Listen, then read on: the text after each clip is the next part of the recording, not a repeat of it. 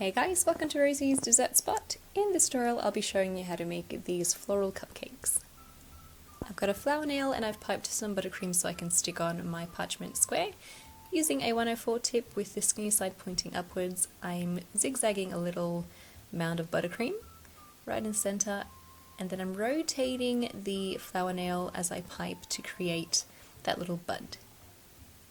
And then with the piping tip still pointing inwards towards the flour nail, I'm creating 3 arches to create the center of the rose, and then piping 5 more arches again. Actually 6 here, just closing that off there.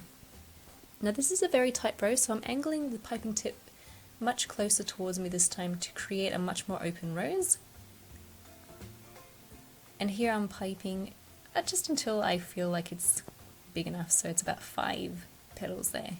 Next I'm using the number 80 tip, and for this one you can create chrysanthemum flowers.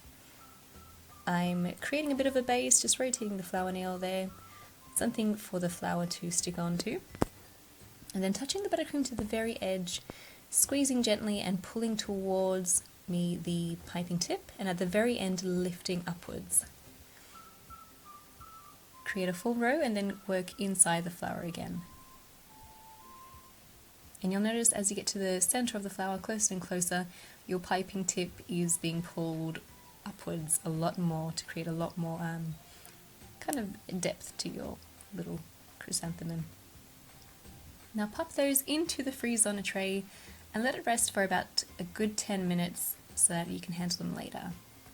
Then I've got my cupcake, and using a large circle tip, I just cut a large circle out of a piping bag. Frost your cupcake.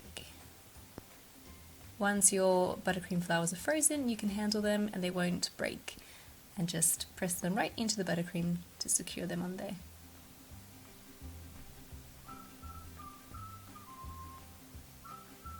Then I've cut a very small circle, maybe like I'm thinking 3mm, out of a piping bag, and I have some green tinted frosting in there, just creating the buds to hide that base of buttercream that we piped on to the cupcake.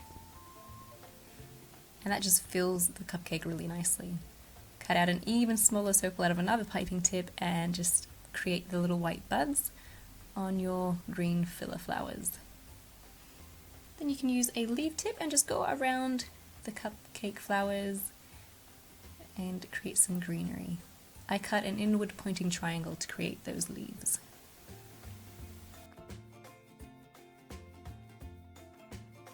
And that's how you make elegant floral cupcakes decorated with a 104 tip and a number 80 tip.